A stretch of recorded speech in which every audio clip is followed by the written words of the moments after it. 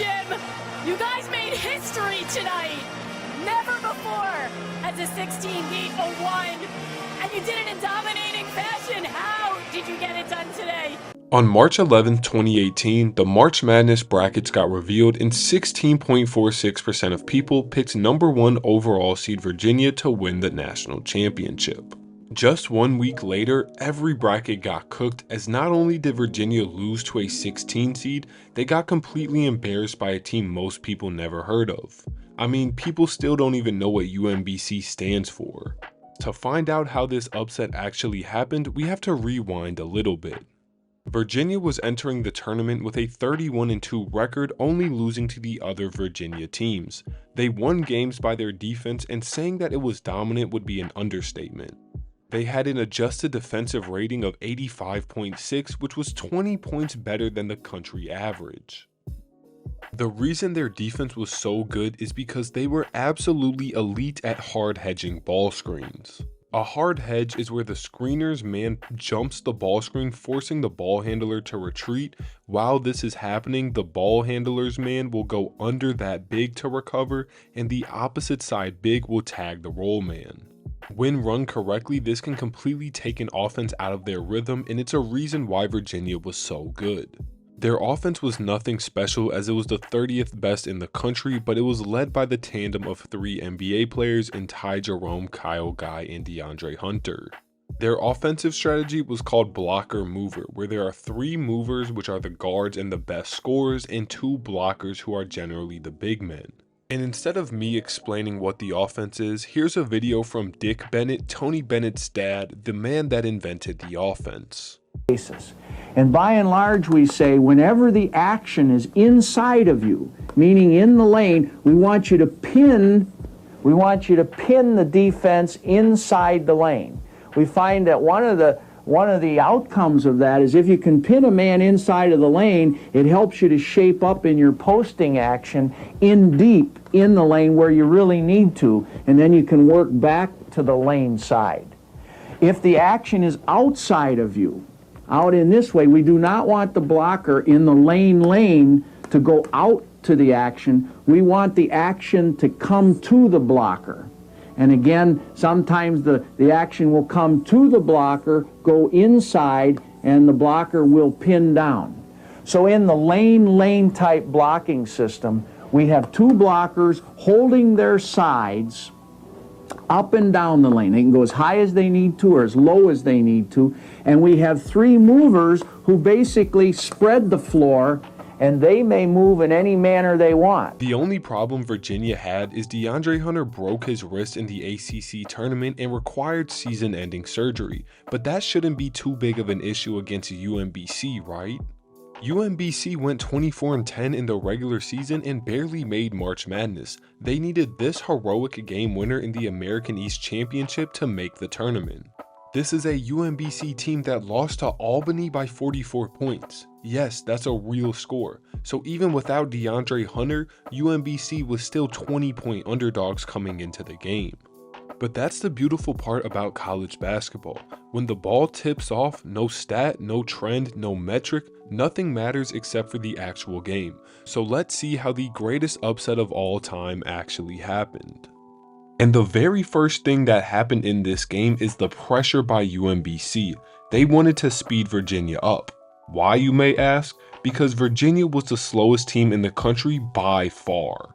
And in the first possession of the game, Virginia looks visibly bothered. All of their catches are multiple feet outside of where the action should start, and no one really looks comfortable dealing with this pressure. The result of the possession is a missed contested long 2 that gets the entire bench fired up.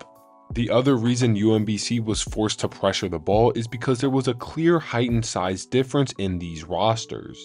Anytime Virginia got the ball in the low post, it was very hard for UMBC to offer any type of resistance, and that's how Virginia got their first bucket of the game.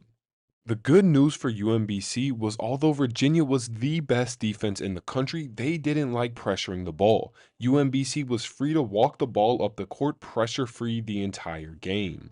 But the next thing UMBC had to figure out is how to score against Virginia's hard hedging defense, which is the best in the country by a mile. And the first possession was a win for Virginia. They stifled UMBC and made them take a bad contested mid-range jump shot that I know Tony Bennett loved to see. But the next possession, something was completely different. Not only did UMBC score, but they got multiple open looks throughout the possession. The difference is they ran an empty side pick and roll. The thing about a hard hedge is momentarily there are two people on the ball, meaning someone's open, so that backside help is the most important part about the defense. And when the screener rolls through the middle of the court, a defense can throw multiple different looks, potentially confusing the guard, and all it takes is a split moment for him to hesitate, and now that big man is recovering to his man and there's nothing created. But when a screener rolls to the corner, it's harder for multiple angles of help to get to that big man. The man who's going to be responsible for getting to that help is the man who's guarding the opposite corner. The other thing about the weak side pick and roll is now instead of having a guard who's going towards the sideline, the guard is coming downhill towards the middle, which frees up the offense even more. Right after their first bucket of the game, UMBC is back to pressuring the ball. They pick up full court and they rush Kyle Guy so much he runs into a coffin corner, but Jarius Lyles is too overly aggressive and he fouls Kyle Guy, sending a message in the process. The goal of UMBC's pressure was trying to steal possessions as they needed more than Virginia in order to beat them, and that's what happens this possession as Diakite and Ty Jerome aren't on the same page, and I don't think Ty Jerome was too happy. UMBC was having a hard time scoring on this defense. In this possession, the ball never moves from the top of the key. Virginia's ability to stunt and recover and help the helper really threw them off. But they get bailed out as Diakite was napping and he leaves the corner wide open. But I don't think Ryan Odom was happy with this possession at all. They needed a more consistent diet of offense. This possession, the pressure from UMBC is a little lighter, but they still pick up at half court and try to extend all of Virginia's catches. And when Devin Hall comes off floppy action and goes baseline, he sees two defenders, so he kicks it to Diakite, and this little stunt from Jordan Grant gets him overthinking and he travels. And midway through the first half, it started looking bad for UMBC. Virginia was figuring out how to beat their pressure. On this possession, Nigel Johnson uses a great change of pace, and with the big man out of position, it's an easy layup to the rim. Virginia realized they could just start feeding the ball to the interior. On this possession, Ty Jerome isn't pressured enough, so he makes an easy entry pass to Jack Salt, and he gets fouled, resulting in 2 free throws. Luckily for UMBC, Jack Salt missed both free throws, but coming down a minute later, Ty Jerome makes a great read off the pick and roll. He freezes this defender with this little head fake and fires a bullet to Diakite, who's able to get an and one. With Diakite making his free throw, Virginia only takes a 6-point lead, but in a game with 26 total points in 13.5 minutes, and UMBC not getting a bucket for what feels like 10 minutes, this lead feels monumental. But this is where Ryan Odom decides to get in his absolute bag and start the masterclass of play calling. UMBC starts this play in chin action, which is this pass and this flare screen. Then immediately after that, they run a roll and replace action with these two bigs, each rolling and replacing each other one time. And although that action didn't immediately turn into points, they again catch Diakite sleeping and they bury a 3. But this is why this play is so important. Ryan Odom and UMBC figured out how to counter the hard hedge of Virginia. They have to keep the big men moving. What you'll notice is none of the screens got hedged on this possession, allowing the ball handler to get downhill. And when that big man did step up, it was a 3-on-2 on the weak side, stressing out these two backside defenders. What UMBC also started to do was run more dribble handoffs because it's harder to hedge a dribble handoff than a ball screen. And in this possession, KJ Moara loses Kyle Guy off the floppy action and gets a wide open 3 off the dribble handoff.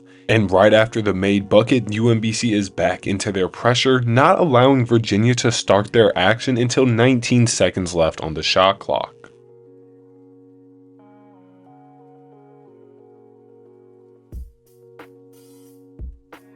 This possession stuck out to me. At first, it looks like UMBC's ball screen isn't going anywhere, but this is by design, and the reason I believe this is because of this thumb by KJ Mawara. All of that action was a misdirection for this empty side pick and roll, and where Daniel Akin doesn't set the screen, he slips it, and although the help is there early, and that could arguably be a charge, this still results to a wide open UMBC bucket. But I want you to notice one more thing in the possession. When UMBC runs the empty side pick and roll, look at the spacing of these three guys. There's no movement and they're all chilling on the perimeter. I'll give you a little spoiler, this does not continue in the second half. I think this play call is called 21 based on KJ Mawara's hand signal right here, and it's the exact same play as before. It's that chin action with the pass and the flare screen, and then they get into the roll and replace action with these two big men. Jacksaw does do a good job of hedging and poking the ball, but because Diakite has been moving so much, he's late to the closeout, gets blown by, and it's a 2-point bucket to put UMBC up. And with this play wrapping up the first half that didn't have many highlights at all, you may be very confused as to how UMBC won 74-54. Well, I have one word to answer that: transition. UMBC had 0 transition possessions in the first half, meaning they had to go against the best defense in the country while they were set. And let's just say in the second half, that changed. To start the second half, UMBC runs zoom action with KJ Mawara clearing out for the empty side pick and roll with the ball handler coming towards the middle. Joe Sherburne wins his closeout and it's a layup, but I want to look at one more thing in this possession. This clear out cut right here confused these two Virginia defenders, which led to Isaiah Wilkins being a step slow on the closeout, and that's why Joe Sherburne got the and one. After the made free throw, UMBC yet again presses up, pressuring the ball, and I just want you to watch how uncomfortable every Virginia player looks on this offensive possession.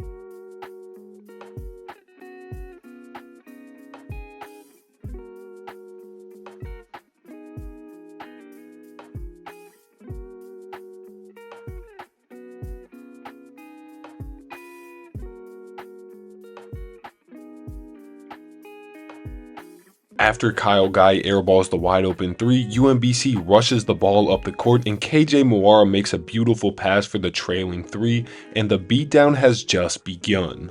After another awful possession by Virginia that leads to a brick, UMBC rushes the ball up the court yet again, and Ryan Odom calls for a Spain pick and roll.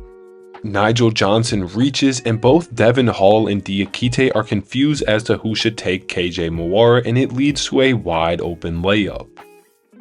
Fast forward after a Virginia bucket, and Ryan Odom calls for that floppy set that worked earlier in the first half. The floppy set turns into a dribble handoff with a shooter in the corner that's going to lift as this man rolls in order to free up space in the paint. So because Devin Hall had to tag the roll man when Diakite was hedging, it's now a long closeout that Joe Sherburne attacks, gets 2 feet in the paint, and kicks it out for a big time 3. Things go from bad to worse for Virginia as Ty Jerome airballs another shot in this half, and yet again UMBC races the ball up the court. When the ball crosses half court, no one on Virginia is talking and all 5 players look completely lost. Joe Sherburne gets a wide open 3 in the corner, and luckily for Virginia he doesn't knock it down, but because Virginia was so lost, some guy doesn't box out and Joe Sherburne gets 2 for $1, and this time he makes Virginia pay. And if you thought this was bad for Virginia, just wait. On a critical possession where they need to slow down and get organized to stop the momentum, they get rushed and throw the ball away, and now this arena is on absolute fire. Really having to rely on skills right now, and a turnover thrown away by the Cavaliers. But remember, Virginia was far and away the best team in the country, so they're not gonna go away easily. They cut the lead to 11 and get a key stop because UMBC had bad spacing. But unfortunately for Virginia, they're unable to convert in transition, and I'll be completely honest, this is a foul. Regardless, UMBC gets the ball, they push the pace, and let me introduce to you Mr. Jarius Lyles. Saying Jarius Lyles took this game over in the second half would be an understatement. On this possession, Coach Odom wants the ball on the top of the key in Lyles' hands, and then he calls for a play call 5. I'm not sure what that means, but what I do know is this was an awful reach by Isaiah Wilkins, and he allows Lyles to beat the hedge, and with no weak side help, this is an easy 2 points. Ty Jerome responds with another brick, and I think you know who's gonna score the ball in this possession. It's that same Spain action that KJ Mawara scored off earlier, and this time Isaiah Wilkins kinda is there, but it's weak help and Jarius Lyles is in the absolute zone. And if you thought Lyles was done, you'd be mistaken. This time he's in a late shot clock situation and he calls his own number.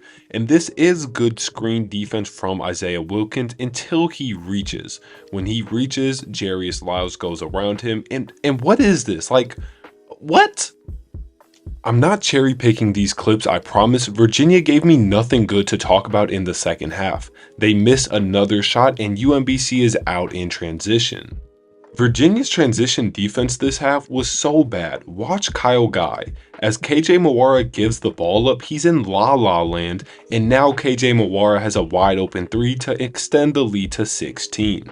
Virginia kept responding with buckets that forced UMBC to play good offense. On this possession, it's a great hedge by Diakite, but the closeout all the way back to the corner is so long that KJ Mawara is able to beat him on the closeout, get 2 feet in the paint, and then Jordan Grant finishes the possession with a nice layup. Virginia did not go away, forcing UMBC to run their best offense, and their best offense was Jarius Lyles. As he sets up the pick and roll, he sees Diakite coming up too early, so he rejects it and walks into an open lane, and yet again just hits a ridiculous floater that shouldn't seem possible to make. Virginia did a great job keeping the game within arm's length until this possession. Virginia's trapping everywhere, and on this possession it's a bad job by Diakite. He has the help coming from this defender, but he gets all the way on Lyles' left hip, allowing him to go away from the defense, and yet again he's just putting on an absolute clinic. Virginia responded by being completely rushed, so sit back and enjoy the possession that sealed the greatest upset of all time. Is it stolen? What has happened to Virginia? Flustered because of this persistent performance. Corner 3 more by Lamar. And a timeout's coming by the Cavaliers. Wow.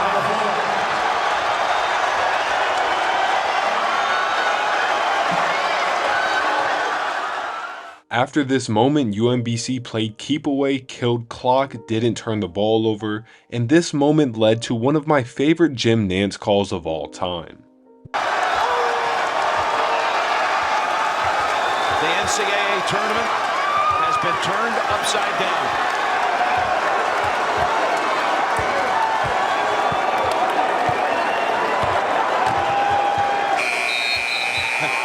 That was a shot clock violation. What a mistake. That smile on Ryan, boy. How about this? How gratifying. How improbable, how amazing. The superlatives, you can't come up with enough. Absolute. Incredible performance. Shock and awe in college basketball. UMBC makes history in Charlotte. Jarius Lyles finished the game with 28 points, 22 of which came in the second half. He shot 9 for 11 from the field, and one of those shots was the half-court heave to end the first half.